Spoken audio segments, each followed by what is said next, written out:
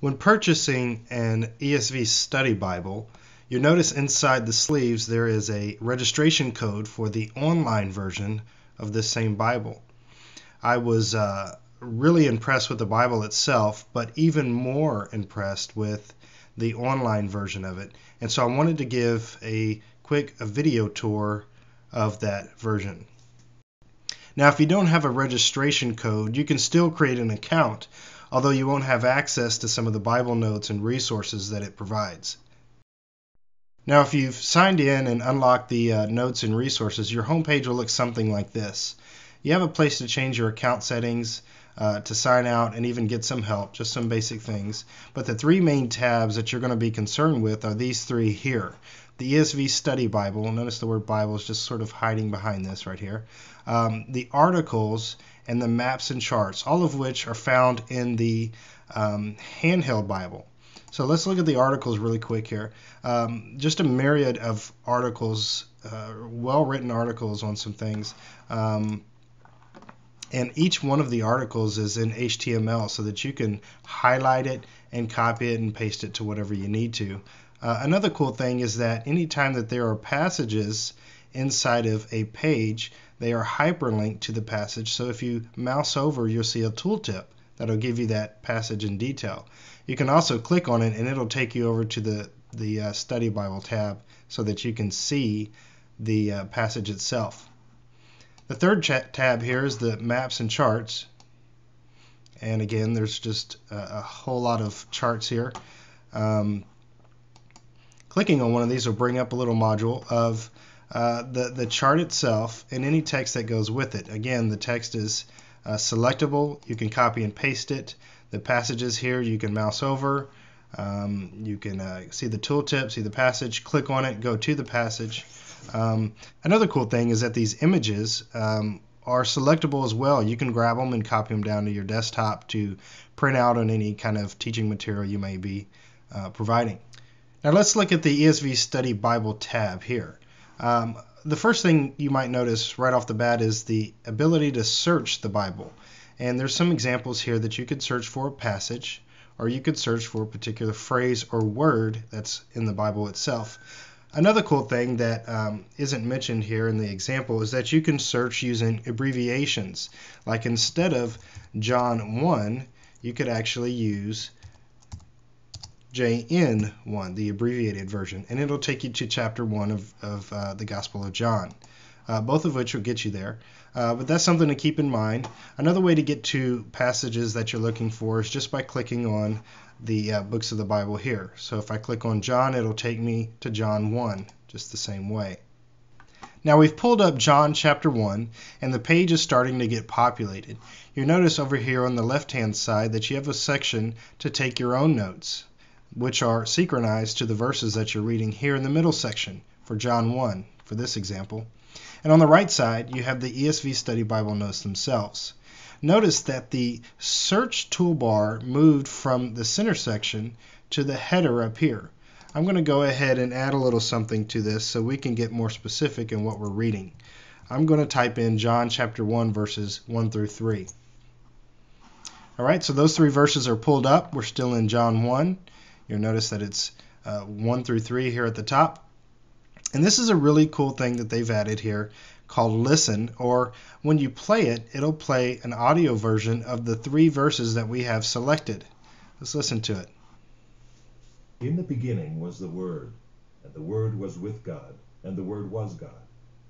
He was in the beginning with God. All things were made through him, and without him was not anything made that was made. Just below the listening section, you'll notice these three links here where you can see the full chapter that you're on now, the chapter after this, and the chapter before, which happens to be the last chapter of the book before it, Luke. Now getting into the text or the passage that we're reading, you'll notice that they do have the chapters and the verse numbers here, which are helpful, very useful. They also have the footnotes crammed into it, into these little hyperlinks. So if you notice the A, B, C, D, and so on, these are little footnotes that you can mouse over and see what it is they're referring to. In this case, it's 1 John 1, verse 2. and then another chapter of 17 verse 5. Those kind of things can really speed up your study time. And so they're very helpful. But this is something that I came across that really took me by surprise, and that is that you can highlight the passages or the words here just like you would with your own handheld Bible. For example, if I wanted to remember something here, like all things were made through him, I could highlight it, and when I let go of my mouse, I now have some colors to highlight it with. All right, so if I click on yellow, you'll notice that it is now highlighted just like I would do inside of my own Bible. Really cool feature. Now, let's add a note to this passage. Click on the Add Note section. It already populates the title here, or the passage that we're taking notes on, and it grabs it based on this, based on the section that we're previewing. And I can add my own note here to save for later. I have basic typing helps here, like bold, italics. We can link and make a bulleted list, or save that, and you'll see that my note is here. So anytime I come back to John 1, where that note is, it will appear on the left-hand side. There's my note. You also know that my highlight stayed there. Now moving over to the ESV Study Bible notes, you'll notice that there's a lot of stuff here that you can hover over and get more details about. This right here is probably good to note that a lot of times there is so much information here that if they put it all, it would just make your page entirely too long. So they added this little show hide button. If you click on more, you get the rest of the content that they had. And again, anytime they show passages, you can mouse over those and get those passages, at least a snippet of those passages. If there are any articles related to the passage that you're reading, for example here, there's an introduction to John, you can click on that and it'll take you over to that article. The hover tips are still working. It's all HTML still, so you can copy and paste. I'll close that out. But there's just a lot of information here taken right out of the Bible, right out of the Study Bible, and just crammed into this little online application, and it is just beautiful.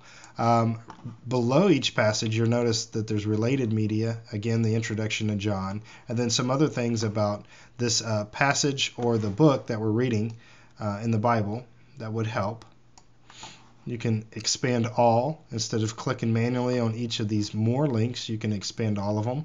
You can shrink them all, and then again those links here to go to the next chapter or the previous chapter are found again at the bottom. Now all in all, the online experience is very close to what you would experience if you were holding the Bible in your lap, from anything from the highlighter to cross-referencing to things that you would do as you're studying or reading God's Word, except that it's all quicker. There's no turning of pages. There's no throwing bookmarks and finding your highlighters and your pens. So I think that they've really captured the techniques or the experience of a personal Bible or a handheld Bible in this application here, and I think they did a really good job. Kudos to the ESV Study Bible.